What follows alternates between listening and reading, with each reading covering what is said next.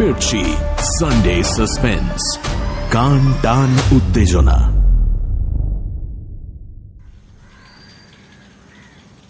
সদবাবু, আর একটা কথা বলি।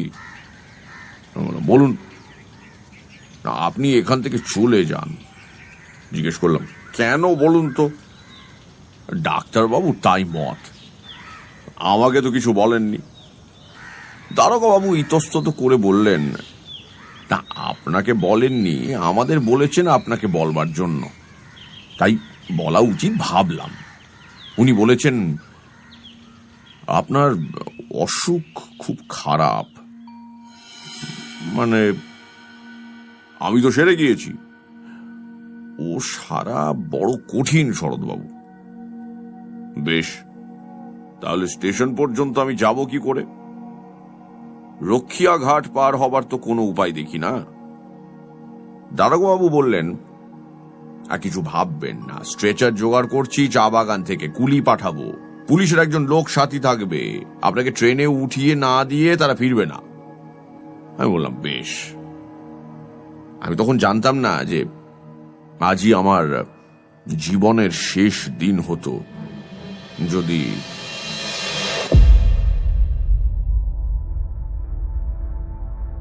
সানডে সাসপেন্স ক্লাসিক্সে আজ শুনবেন বিভূতিভূষণ বন্দ্যোপাধ্যায়ের লেখা অশরীরী।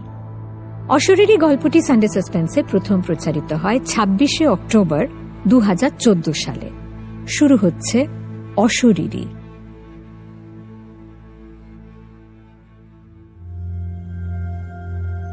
নানা রকম অদ্ভুত গল্প হচ্ছিল সেদিন আমাদের লিচু তলার আড্ডায়, কিন্তু সেসব নিতান্ত পানসে গোছের ভূতের গল্প। পাড়া গাঁয়ের বাঁশ বাগানের আম বাগানের গেঁয়ো ভূত, সাদা কাপড় পরে রাত্রে দাঁড়িয়ে থাকে, ওসব অনেক শোনা আছে। ওর বেশি আর কেউ কিছু বলতে পারল না। এমন সময় শরৎ চক্রবর্তী আড্ডায় ঢুকলেন। তিনি আবগারি বিভাগে বহুদিন কাজ করে অবসর গ্রহণ করেছেন। 60-এর কাছাকাছি বয়স।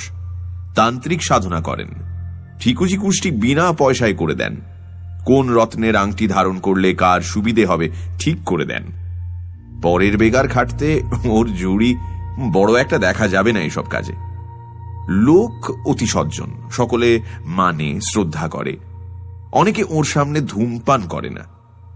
শরৎবাবু ঢুকে বললেন, এই যে কি হচ্ছে আজ? যা বাদলা নেমেছে। শ্যামাপদ মুক্তার বললেন, আসুন আসুন চক্রবর্তী মশাই, আরে আমাদের ভূতের গল্প হচ্ছে বাদলার দিনে, তবে তেমন জমছে না। আপনার তো।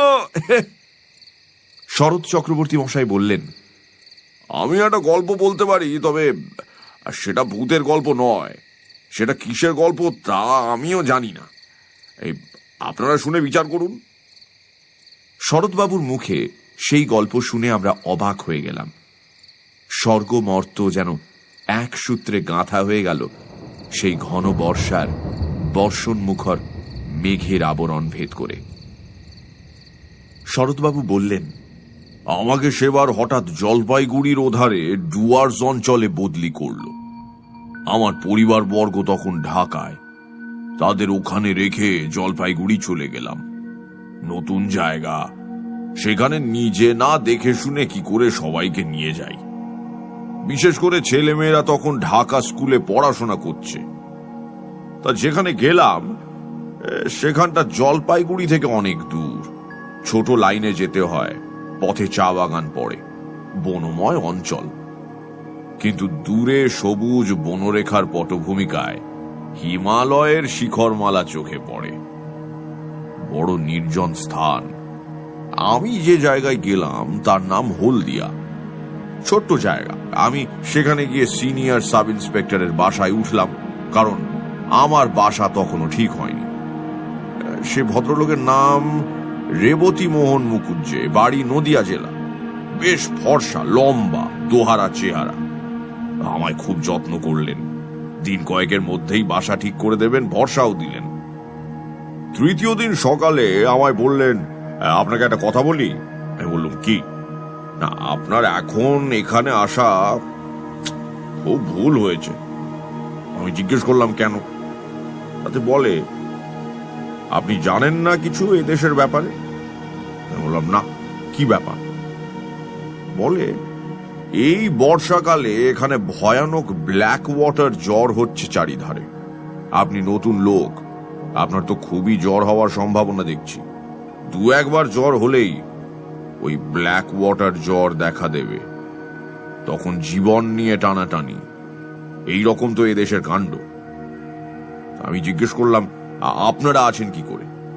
তাতে উনি বললেন, সে কথা আর বলে লাভ নেই, ইচ্ছে করে নেই, আছি পড়ে পেটের দায়ে। চাকরি ছেড়ে দিলে এ বয়সে যাব কোথায়, খাবো কি? আমার 2টি মেয়ে পর পর মারা গেছে ওই ব্ল্যাক ওয়াটার ফিভারে, তবুও বদলি পেলাম না। কি করি বলুন তো শরৎবাবু? তবেই তো। উনি আরো বললেন, একটু সাবধানে থাকলেই হবে, জলটা গরম না করে খাবেন না বাইরে গিয়ে। ব্ল্যাক ওয়াটার ফিভার হলেই কি মানুষ মারা যায়? আমার কৌতূহল ছিল, আমি জিজ্ঞেসও করলাম। তাতে উনি বললেন, ভালো চিকিৎসা না হলে বাঁচার সম্ভাবনা খুব কম। বিশেষ করে এই বর্ষাকালে যারা নতুন আসেন তাদের ধরলে বাঁচানো খুব কঠিন হয়ে পড়ে। আমি এরকম 2টো কেস দেখেছি, 2টোই মারা গেল। তা শুনে মনে একটু ভয় হলো, কিন্তু সাবধান হই বা কি করব? বিদেশে বেরিয়ে কতদূর সাবধান হওয়াই বা চলে? আর যা থাকে কপালে ভেবে কাজ আরম্ভ করে দিলাম। 10-12 মাইল দূরে দূরে ওই গাঁজার দোকান, মদের দোকান তদারক করে বেড়াতে লাগলাম। ভালোই লাগছিল। বর্ষার সবুজ অভিযান শুরু হয়েছে বনে বনে। কত রকমের ফুল ফোটে আর কত ধরনের পাখি ডাকে। দূরে হিমালয়ের বরফ ঢাকা কি একটা শৃঙ্গ একদিন দেখা গেল, মিছরির পাহাড়ের মতো ঝকঝক করছে সকালের রোদ্দুরে। তবে রোদ বড় একটা উঠতে ইদানিং আর দেখা যেত না। ইতিমধ্যে রেবতী বাবুর চেষ্টায় ভালো একটা বাসা পাওয়া গেল। উঁচু কাঠের খুঁটির ওপর কাঠের তক্তা বসিয়ে তার উপর বাংলো ধরনের ঘর করা হয়েছে। কাঠের মেঝে বেশ শুকনো খটখটে, ঘরটা বেশ বড়, আলো হাওয়া বেশ আসে। মনের ভয় আস্তে আস্তে কেটে গেল। তখন মনে মনে ভাবি, রেবতী বাবুর ওটা উচিত হয়নি। এখানকার মাটিতে পা দিতে না দিতেই অমন ভয় দেখিয়ে দেওয়া কি ভালো? আরে কেন করলেন ওটা রেবতী বাবু? অন্য কোনো মতলব ছিল নাকি? এই নিয়ে 7-5 ভাবি। এখানে আমার এক ব্রাহ্মণ আর্দালি জুটল, নাম দিগম্বর পাণ্ডে। লোকটা অনেক দিন সেখানে আছে, রান্না করতো খুব ভালো। সে হাট বাজার রান্না বান্না সবই করতো, কোনো অসুবিধে ছিল না। মাস 2 পরে সেবার বামনাপাড়া নর্থ বলে একটা জায়গায় আবগারির তদারকে গেলাম। আর সেটা একটা চা বাগানের পাশে ছোট্ট বাজার। চা বাগানটার ট্রাকগুলোর পায়ে লেখা আছে বামনাপাড়া নর্থ টি এস্টেট। পাহাড়ি একটা ছোট নদী পেরিয়ে আমার গরুর গাড়ি বাজারে গিয়ে থামলো। তখন বাজে ওই বেলা 10টা। 2টি মারোয়াড়ি মহাজনের গদি আছে, তারা বন অঞ্চলের উৎপন্ন সওদা করে। দেবেন সামন্ত বলে মেদিনীপুরের একজন ব্যবসায়ীর কাঠের কারবার আছে, গাঁজা ও আফিমের দোকান সেই দেবেন সামন্তের ভাই শশী সামন্তের। ওখানে বসে থাকতে থাকতেই আমার শরীর কেমন খারাপ হতে লাগলো, মাথা ধরল।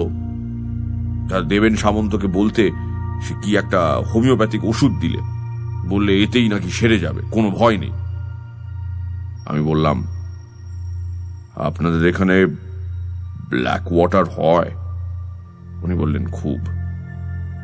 জিজ্ঞেস করলাম, মানুষ মরে? তাতে উত্তর দিলেন, তা মন্দ মরে না। আপনারা ভয় পান না? আমরা অনেকদিন আছি, নতুন যারা আসেন তাদের ভয় একটু বেশি। সবাই দেখছি একই কথা বলে। গাঁজার হিসেব চেক করতে করতে আর যেন বসতে পারলাম না। তাড়াতাড়ি কাজ সেরে নিয়ে গাড়িতে উঠে পড়ি। জলতেষ্টা পাওয়াতে বামনাপাড়া নর্থ চা বাগানের একটা গুমটি টিনের শেড থেকে জল চেয়ে খাই এক নেপালি দারোয়ানের কাছ থেকে। যখন বাসায় পৌঁছলাম তখন বেলা হয়ে গেছে। আমার তখন খুব জ্বর, পথেই কাঁপুনি দিয়ে জ্বর এসেছে। খবর পেয়ে রেবতীবাবু ছুটে এলেন, ডাক্তার ডাকা হলো, ওষুধ আর ইঞ্জেকশন চলল। 3 দিনের মধ্যে জ্বর ছেড়ে গেল। দিন 15 বেশ আছি। সবাই বলে ঠান্ডা লেগে অমনটা হয়েছিল হঠাৎ, ও কিছু না। আমিও নিজেকে সেইভাবেই বোঝালুম। আবার বেশ কাজকর্ম করি, শরীরের কোনো কষ্ট নেই। একদিন হলদিয়া পুলিশ থানায় বসে থানায় দারোগার সঙ্গে গল্প করছি, হঠাৎ আবার জ্বর এলো। দারোগাবাবু লোক দিয়ে আমায় বাড়ি পাঠিয়ে দিলেন। আরদালি দিগম্বর পাঁড়েকে বললাম, জল দাও। জল খেয়ে শুয়ে পড়লাম। 3 দিন ভীষণ জ্বরের ঘোরে কাটল। রেবতীবাবু এবং থানার দারোগাবাবু দুবেলাই আসতেন। কিভাবে আমার সাবু বার্লি তৈরি করতে হবে আমার আরদালিকে শিখিয়ে দিয়ে যেতেন। 3 দিন পরে জ্বর কমে গেল। ক্রমে বেশ সেরে উঠলাম। কাজকর্ম আবার শুরু করে দিলাম। দিন 15 পরে চা বাগানের একটা আবগারি কেস দেখতে গিয়েছি। আবার হঠাৎ করে জ্বর এলো। এবার একটা জিনিস লক্ষ্য করলাম, এখানকার জ্বর ভেলকিবাজির মতো আসে, আবার ভেলকিবাজির মতো চলে যায়। সুতরাং প্রথম জ্বর এলে আমার যেরকম ভয় হতো, এখন গা সওয়ার ধরুন সে ভয় একেবারেই নেই। আরদালিকে ডেকে বলে দিলাম আগের মতো পথ্য প্রস্তুত করে আমাকে যেন খাওয়ায়। এবার কিন্তু একটু অন্যরকম হলো। অত সহজে এবার আমি নিষ্কৃতি পেলাম না। দিন 2 পরে উৎকট ব্ল্যাক ওয়াটার জ্বরের সব লক্ষণগুলি আমার মধ্যে ফুটে বেরুল।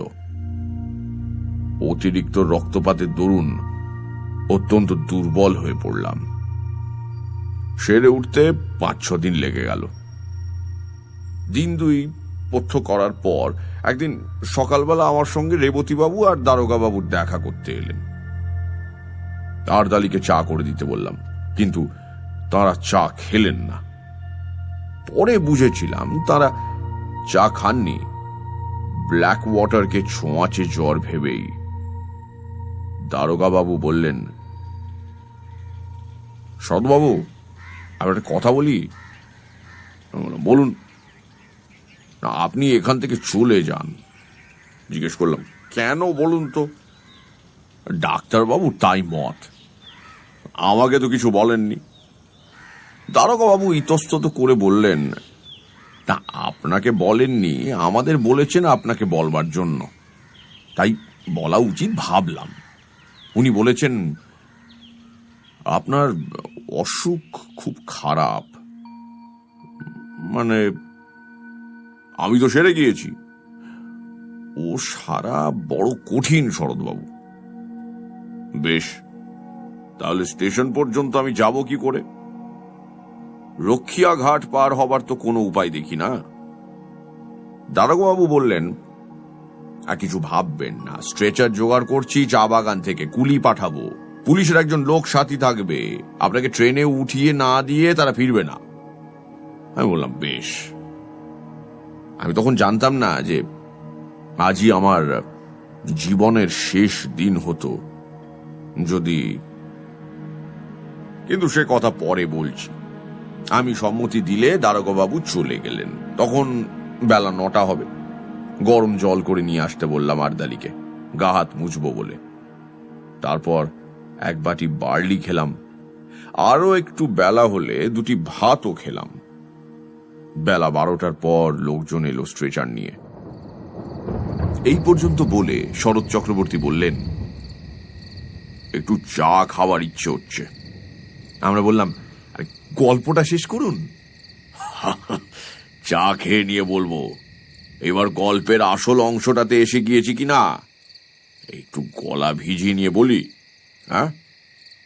উকিল নিতাইবাবু বললেন, একটা কথা, আপনি বললেন ব্ল্যাক ওয়াটার জ্বর হলো, সেরে গিয়ে আপনি পথ্য করলেন, অথচ ডাক্তারবাবু কেন আপনার অসুখ খারাপ বললেন? অসুখ তো সেরে গিয়েছিল। সেরে গিয়েছিল কিরকম, এক্ষুনি সেটা শুনলে বুঝতে পারবেন। আসলে সারেনি। তবে পথ্য দিয়েছিল কেন ডাক্তার? এই কথার জবাব আমি দিতে পারবো না, কাউকে জিজ্ঞেসও করিনি। তবে যেমন ঘটেছিল সেই রকম বলে যাচ্ছি। এটা একটা অদ্ভুত কথা বলছেন আপনি। কিরকম সেদে সে ডাক্তার বুঝলাম না মশাই। এই কথাটা আমি কখনো ভেবে দেখিনি। আচ্ছা, এবার বলি গল্পটা। শরৎ চক্রবর্তী আবার গল্প আরম্ভ করলেন। বেলা 12টার পর স্ট্রেচার নিয়ে এলো চা বাগানের লোকজন। সেখানে দাঁড়িয়েছিলেন রেবতীবাবু ও দারোগা বাবু। আমি আর আর্দালি জিনিসপত্র গোছাচ্ছি, এমন সময় এলো জ্বর। ভীষণ কাঁপুনি দিয়ে জ্বর, আর আমি বসতে পারলাম না। ঘরের মধ্যে গিয়ে তাড়াতাড়ি বাঁধা বিছানা আর্দালিকে দিয়ে খুলিয়ে পাতিয়ে শুয়ে পড়লাম। এবার আমি আর কিছুই জানি না। আমার সমস্ত চেতনা লুপ্ত হয়ে গেল এক ঘন অন্ধকারের আবরণের অন্তরালে। যখন আবার আমার জ্ঞান হলো, তখন দুটো জিনিস আমার চোখে পড়লো। প্রথমেই অন্ধকারের মধ্যে একটা কি গাছের ডাল পাশের জানলার বাইরে হাওয়ায় দুলছে। আর দ্বিতীয় জিনিস হলো আমার বাক্স ও পুঁটুলি আমার পায়ের দিকে দেওয়ালের কাছে রয়েছে এবং আমার ছাতাটা দেওয়ালের কোণে হেলানো রয়েছে। আমি কি রেলওয়ে ট্রেনে উঠেছি? এত অন্ধকার কেন? রেলের কামরা, অন্য লোকই বা নেই কেন? তারপর আস্তে আস্তে আমার মনের আকাশ মেঘ মুক্ত হয়ে আসতে লাগলো। আমার মনে পড়লো যে আমি স্ট্রেচারে আদৌ উঠিনি। জ্বর আসতে ঘরে এসে শুয়ে পড়েছিলাম। কিন্তু ঘরই যদি হয়, আর্দালি দিগম্বর কই? ঘরে আলো জ্বালেনি। আমি কোথায়? তেষ্টা পেয়েছিল, ডাকতে গেলাম ওকে। গলায় স্বর আটকে গেল। দুবার ডাকতে গেলাম, আর দুবারই তাই হলো। আমার মনে হলো বাইরে চাঁদ উঠেছে। জানালা দিয়ে ঘরের মধ্যে চাঁদের সামান্য আলো এসে পড়েছে। কিছুক্ষণ সামনের দিকে চেয়ে রইলাম। ঘরের মধ্যে বা বাইরে কোথাও কোনো শব্দও নেই।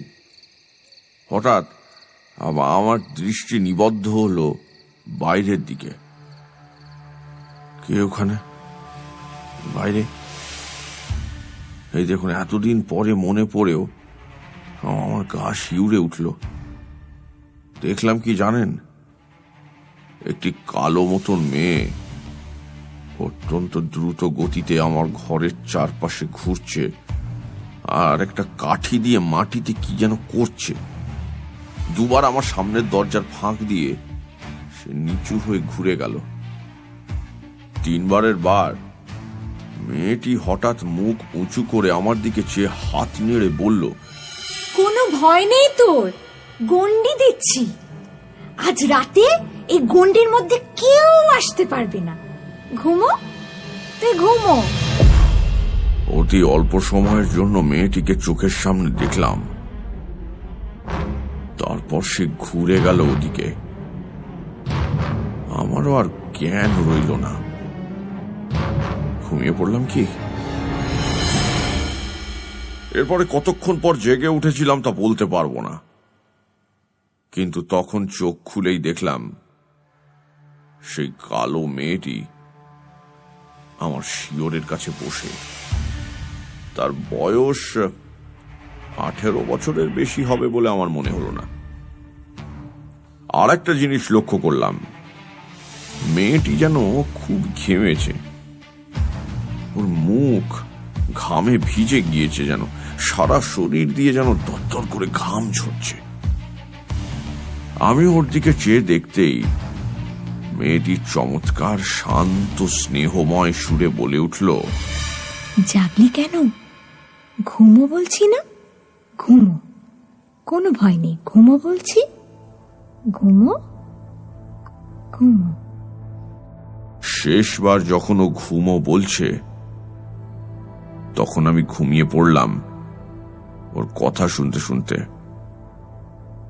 ঘুমিয়ে পড়বার আগে সেই গাছের ডালটার দিকে নজর পড়ল জানালার বাইরে। তার গায়ে জ্যোৎস্না পড়েছে। এইখানেই আমার গল্প শেষ। সকালে আমি যখন জেগে উঠলাম তখন আমার মনে হলো স্বাভাবিক সুস্থ অবস্থায় ঘুম থেকে আমি জেগে উঠেছি। আমার শরীরে কোনো কষ্ট নেই, কিন্তু বড়ই দুর্বল। বিছানা ছেড়ে উঠতে পারলাম না। আস্তে আস্তে একটু বেলা হলো, তখন দেখি দিগম্বর পাড়ে আরদালি সন্তর্পণে পা টিপে এসে ঘরের মধ্যে উকি দিচ্ছে। আমি ডাকতেই যেন সে চমকে উঠল, কোনো উত্তর দিল না। আমি বললাম, রেবতী বাবুকে ডেকে নিয়ে এসো। থতমত খেয়ে সে যেন চলে গেল। কিছুক্ষণ পরে অনেক লোক এলো আমায় দেখতে, তার মধ্যে রেবতী বাবুও ছিলেন। রেবতী বাবু বললেন, ইয়ে কেমন আছেন শরৎবাবু? ভালো, আমি কিছু খাবো। তখনই রেবতী বাবু বাইরে গিয়ে কাকে কি বললেন। খানিক পরে এক বাটি বার্লি এলো আমার জন্য। বার্লি খেয়ে শরীরে একটু বল পেলাম। ডাক্তার এসে পরীক্ষা করে বললেন, জ্বর ছেড়ে গেছে। এর দিন দুই পরে আমি সম্পূর্ণ নিরোগ হয়ে উঠলাম, পথ্য করলাম। তখন আস্তে আস্তে শুনলাম সেই ভীষণ রাতে আমাকে মুমূর্ষু মনে করে সবাই আমাকে ছেড়ে চলে গিয়েছিল একা ফেলে। ডাক্তারবাবু বলেছিলেন রাত কাটবে না। এমনকি নাকি সকালে আমার সৎকারের জন্য কে কে যাবে, কোথায় কাঠ পাওয়া যাবে, এসব বন্দোবস্ত পর্যন্ত হয়ে গিয়েছিল। সকালেই লোক পাঠিয়ে আমার পরিবারবর্গকে টেলিগ্রামে আমার মৃত্যু সংবাদ জানানোর জন্য থানা থেকে একজন কনস্টেবল পাঠাবেন দারোগা বাবু তাও ঠিক করে রেখেছিলেন।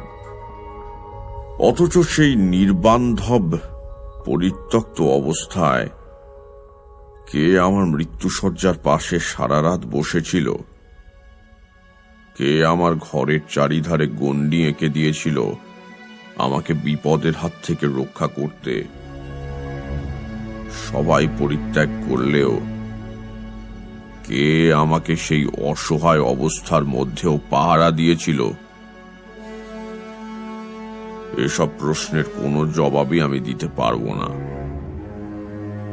যদি আপনারা বলেন সবটাই জ্বরের ঘোরে স্বপ্ন দেখেছি, তারও কোনো প্রতিবাদ আমি করতে চাই না। স্বপ্ন যদি হয়, বড় মধুর, বড় উন্নত ধরনের উদার স্বপ্ন দেখেছিল আমার মুমূর্ষু মন। সেই স্বপ্নের ঘোর আমার সারা জীবন চোখে রইল মাখা। মস্ত বড় একটা আশার বাণী দিয়ে গেল প্রাণে। শরৎ চক্রবর্তী চুপ করলেন। মনে হলো তার চোখে যেন জল চকচক করছে। উকিল নিতাইপদ রাহা বললে, সেরে উঠে হলদিয়াতে আপনি ছিলেন কতদিন? যতদিন এই গভর্নমেন্ট আমাকে বদলি না করেছিল, তাও প্রায় 2 বছর হবে। তো এইভাবে একা ছিলেন বাসায়? আমি আর দিগম্বর, আর কেউ না। আর কোনোদিন কিছু দেখেছিলেন? না। আর অসুখে ভুগেছিলেন? না। ঘন বর্ষার রাত, বাইরে বেশ অন্ধকার। জোনাকি জ্বলছিল উঠানের শিউলি গাছটার ডালে পাতায়। আমরা সবাই অনেকক্ষণ চুপ করে রইলাম। নিতাই উকিলও আর বেশি কথা বলেননি। বৃষ্টি এসে পড়বে বলে শরৎ চক্রবর্তীকে আমরা বাড়ি পাঠিয়ে দিলাম ছাতা দিয়ে।